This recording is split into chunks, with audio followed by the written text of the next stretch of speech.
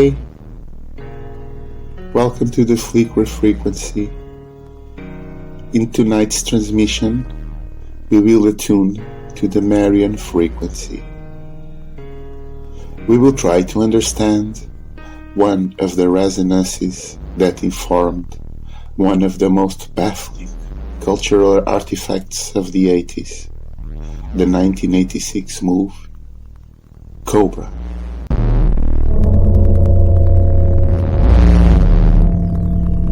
Cobra is a fever dream from the 80s. It was written by Sylvester Stallone and directed by George P. Cosmatos. The movie is technically and visually competent, but its plot is better understood as a 12-year-old's idea of what gritty is. I mean no offense by this, and understand it's an enjoyable movie, even if the logic it obeys is a bit too simplistic and is substantial for my taste. The protagonist of Cobra, Marion Cobretti, has an offensively simple vision of both himself and society. We will try to show how this simplicity betrays the nuance of protagonists from earlier films that Cobra hates, without the depth that made those films memorable. We will also see how this simplicity represents the culmination of a gradual dumbing down of the strongman archetype in American cinema. Spoiler warning for the following movies: Cobra, The Searchers, Dirty Harry, Death Wish. Let's start by looking at The Searchers, the 1956 John Ford Western, starring John Wayne, born Marion Robert Morrison. He is the first Marion of our frequency.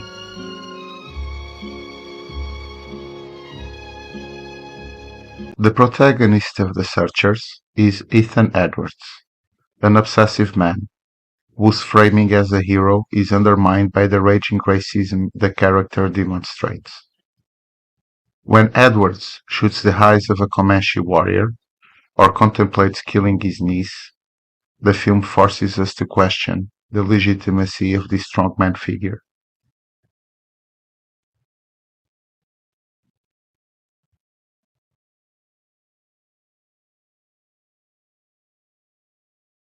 In 1956, Marion carries with him pain, confusion, and a complicated relationship with history. Like it or not, it's not a film of easy answers. Edwards even a hero? If we ask John Wayne, it's plausible he would have seen Edwards as a hero, as suggested by his 1971 Playboy interview. John Ford likely wanted the public to decide for themselves. He is the one who gives us the hard frame through which we judge the character. Ford was himself a complex figure, who would later show some regret about aspects of his earlier work, and would go on to direct Sergeant Rutledge, where both heroism and racism receive a more revisionist framing. The public, however, changed over time. Here, from 2026, I can't help but see Edwards as a monstrous racist. A deeply misguided character fueled by hate, who ultimately does not carry that hate through to the murder of his own blood. He is a reactionary who can't accept change. He does not return to the family he saved. There is a price to be paid by the protagonist, a wrinkle in the strongman story. It's a movie that asks me to despise Edwards more than admire him.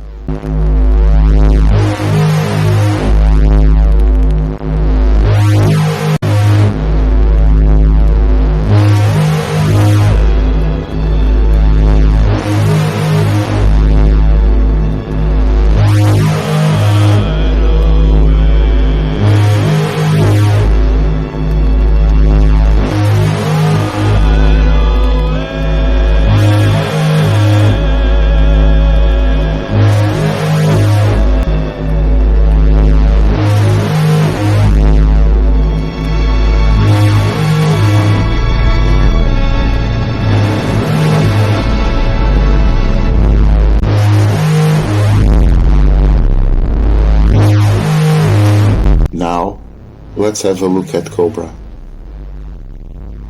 Did it inherit anything from the Searchers? My argument is that Ethan Edwards is substantial to the origin of the character Cobretti, an iteration of the strongman archetype that carried forward its problems but none of its nuance. The most superficial tuning between these movies is an obvious nod. Marion Cobretti. The first name of Cobretti resonating with the real name of John Wayne as a deliberate homage.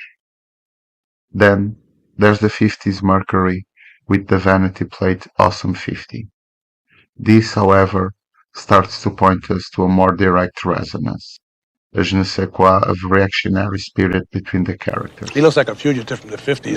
Cobretti is someone that, akin to Edwards, seems to be yearning for an older time, a time before change. Furthermore, in a more metaphorical sense, it could be argued that Edwards doesn't see in the Comanche much more than the disease Stallone sees in criminals.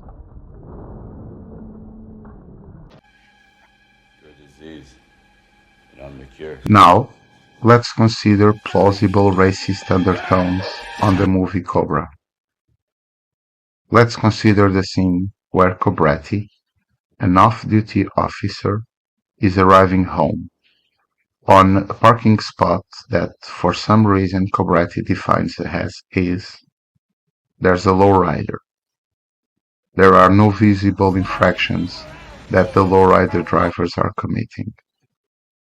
Cobretti honks his Mercury. The lowrider occupants protest with insults. Cobretti proceeds to ram the lowrider out of the way, to park exactly in the same spot the lowrider was parked. The movie doesn't give the viewer an infraction the lowrider driver was committing. What we saw in the text of the movie resembles an incident of racial profiling. So, this brings me to a question. If the car parked on that spot was being driven by a worker having his lunch break on his Mercury, would Cobretti have rammed this car? Would he have taken the cigarette out of the mouth of this worker? Would he have ripped his shirt and said, "Clean up your act"? I doubt it. The text already established the binary vision of Cobretti. These Latino gentlemen are, in Cobretti's eyes, part of the disease.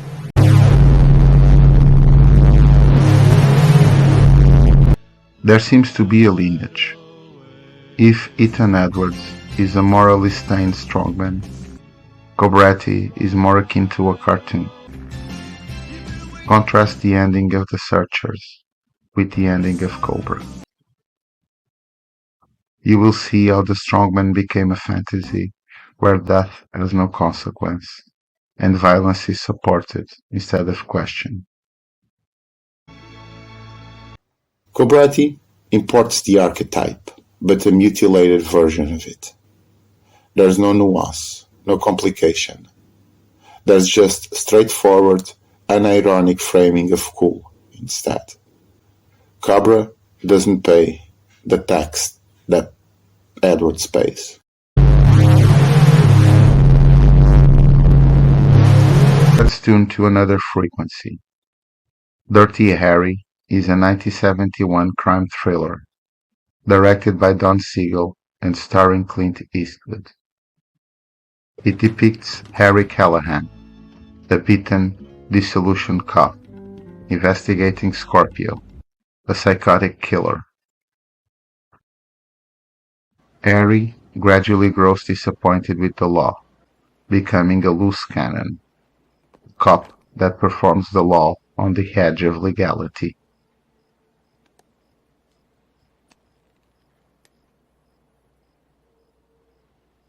Callahan is framed as a hero. However, in the movie's closing scene, we also see him paying his tax. When Harry Callahan drops his badge in the water that represents a stalemate. Harry didn't win over the law, and the law didn't win over Harry. There is only the acceptance that they mutually failed. Harry failed the law just as much as the law failed Harry. Harry understands he can't hide behind a badge. It can't be his shield anymore. His actions weren't lawful. Harry is dirty and carries the stain. Harry pays the tax. When we look back at Cobra, a movie that actively tries to emulate Dirty Harry, we see that Cobretti is oblivious. He's a character that unironically says, "This is where the law stops, and I start," before murdering a felon. He's the character that reads the Miranda rights to a suspect just before he sets him on fire.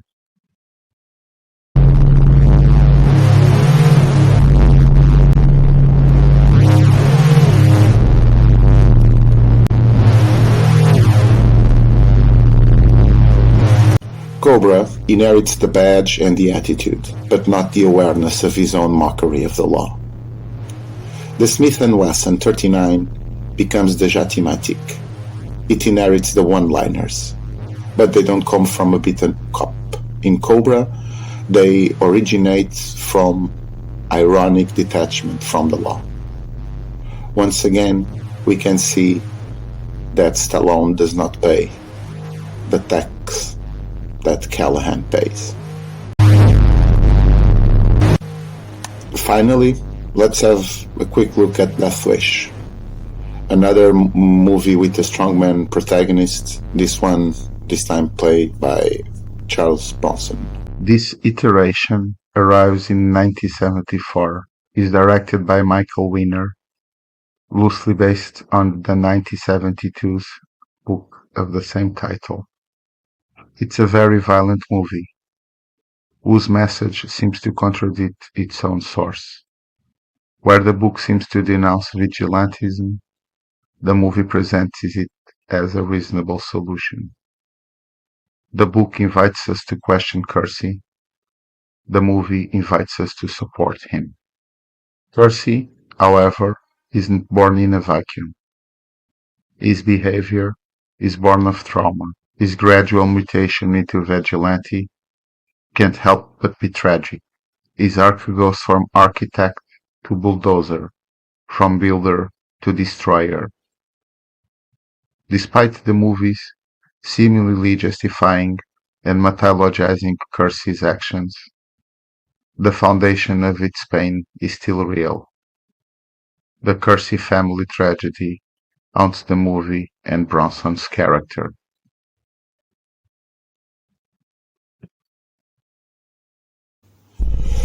Bronson's character ends up as an assassin, kinda like a serial killer. But without the trauma, he would just rather be an architect, with his wife still alive. Kersey was arguably much more effective as a builder, an architect, than he is as an undocumented hunter in a urban safari. Kersey ends up as a slightly less selective Dexter, as I like to put it. He kills, but he doesn't pick what he kills, pretty much. He satiates his thirst through a simplified ritual of camouflaging as a prey, so that he is targeted and then he can strike as a predator. The film, in the end, cannot but convey that the man, the architect, is lost. He is reduced to an empty instrument of uncontrolled rage, a hand that can only grasp the trauma and not the humanity.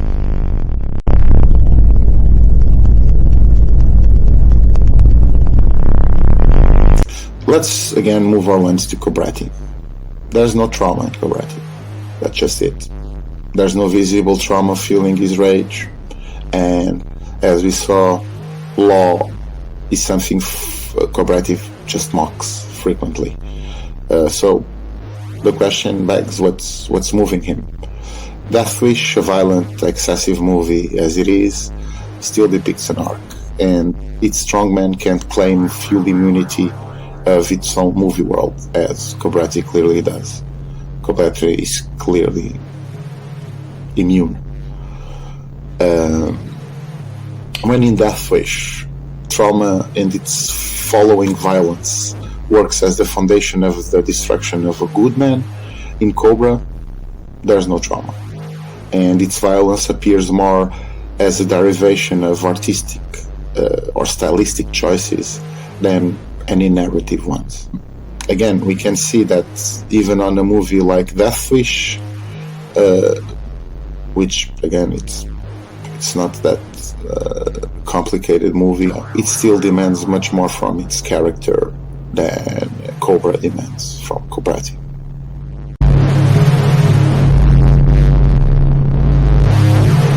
Let's compare how these movies end. The Searchers end with Wayne ostracized from his family.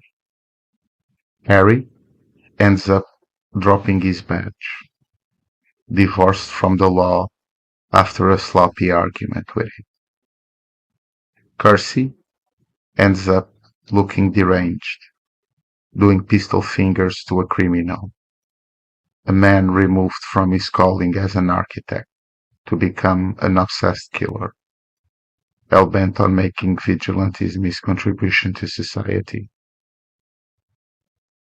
Cobretti rides into the sun with a model, not a hair out of place. He wasn't ostracized for his extreme behaviors. He didn't have to drop the badge, and he went on his way. He wasn't a lone wolf traumatized. He just got the girl.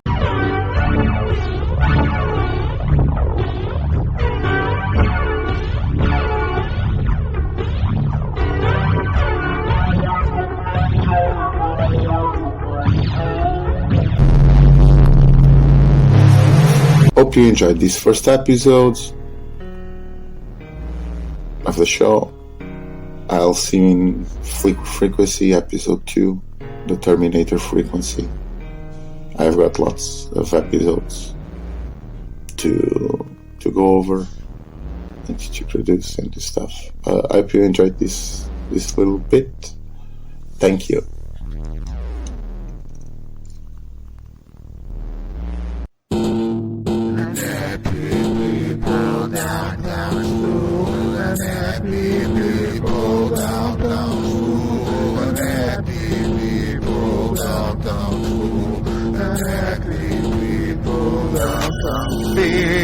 Searching the snow, looking for the downtown full traps, downtown sweaty full.